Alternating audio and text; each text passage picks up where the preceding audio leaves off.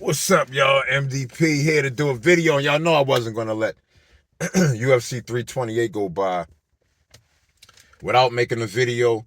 And, I just want to say all praise to the OGs, King Green, Jim Miller, Chris Weidman. I've been watching Jim Miller fight for so long, and to still see him fight at this level, to still see him go out there and finish, these guys finished Jared Gordon first round choke, and just to see him and Jared Gordon is a stud. He gave Patty Pimblett hell, and Jim Miller goes out there and finishes him in the first round. That was just so impressive to me. And then we got Chris Weidman, who gets put in the Hall of Fame, so deserved. Chris Weidman is one of the three best middleweights, in the history of the UFC.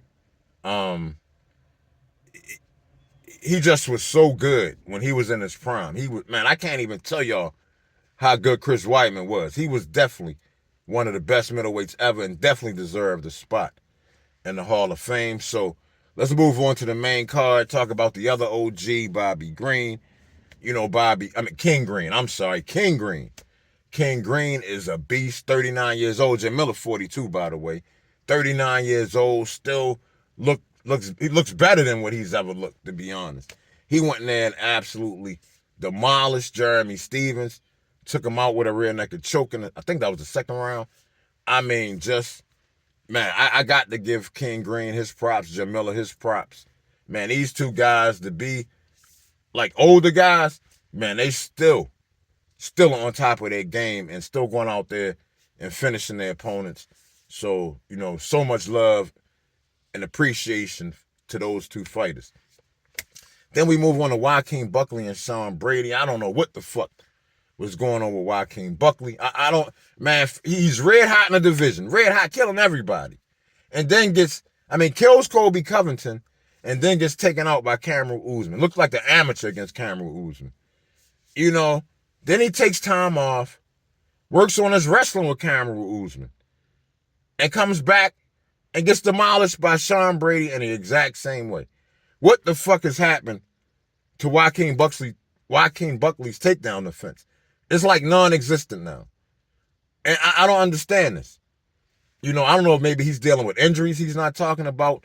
Maybe he's too small for welterweight, crazy, because he used to fight at middleweight. But I'm wondering if maybe he should go down to lightweight. But whatever he do, he should avoid a strong wrestler. And avoid Leon Edwards. Avoid Leon Edwards at all costs. Fight somebody from the Fighting Nerds. Fight one of them striking dudes. That's your best bet. But anyway, congrats to Sean Brady. We move on to Alexander Volkov versus Salsa Boy, Waldo Acosta.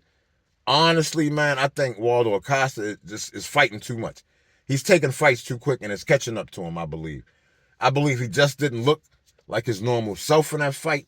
Or maybe he took Alexander Volkov lightly. I don't know. But, it was a real close fight. The fight was very, very close. But I just think that Salsa Boy can beat Volkov. If he really was in the right fighting shape. But it is what it is. Congratulations to Alexander Volkov. Moving on to that co-main event, Tatsuro Taira versus Joshua Van. And another hell of a... what fucking toughness shown by Tatsuro Taira. My God, that dude is a warrior. That motherfucker is a samurai for real. God damn. But even more props to Joshua Van, who dealt with everything he had to throw, and he had a lot to throw at him, and ended up, getting a TKO in the fifth round. And Tatsuro Taira was upset about the stoppage, but the truth is, Joshua Van was beating on Tatsuro Taira, hitting him with a lot of body and head strikes, and Tatsuro Taira didn't look like he could answer. So the referee made a decision. I'm not going to give the referee a hard time. Maybe it could have gone on a little longer. I don't think Tatsuro Taira would have given up. It's definitely not in the fifth round. So maybe that fight could have kept going. But, when I guess the referee is in that kind of, when you're in the heat of the moment, man, you got to make a split decision, and it's all regarding the safety of these fighters. So, it is what it is. Congratulations to Joshua Van defending his title. Which brings us to the main event between Khamzat Chimaev and Sean Strickland for the middleweight title. And after having, Chris Weidman get elected into the Hall of Fame as a former middleweight champion, this fight just seemed like the right fight to be the main event. And but with that said, the fight was fucking weird. I don't know what the fuck was going on in this fight. I think what it is that even though they acted like they were enemies and hated each other, Khamzat Chimaev and Sean Strickland are friends. It was obvious to me when they fought in that fight that they were friends because neither one of them looked like they gave it 100%. Neither one of them looked like they really, really wanted to hurt their opponent. And when Khamzat went to his back in the second round, I'm like, what the fuck is this? Like, what, huh? That shit ain't even make no sense. I'm like, I thought he might have injured himself, like he was hurt or something.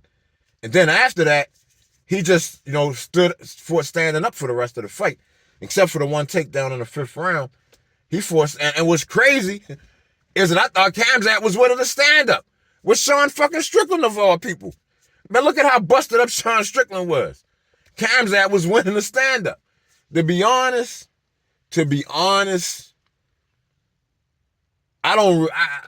looking at damage, if we base the fight on damage, Khamzat won that fight. I'm not mad that Sean Strickland won that fight. I could see how the judges could have given a very, very close fight to Sean Strickland. It's not out of the realms of possibility. But like I said, if we're going by damage, looking at their faces, Khamzat didn't really have that much damage. But Sean Strickland was all bleeding in the fight, nose busted. I'm not really sure that Sean Strickland won that fight.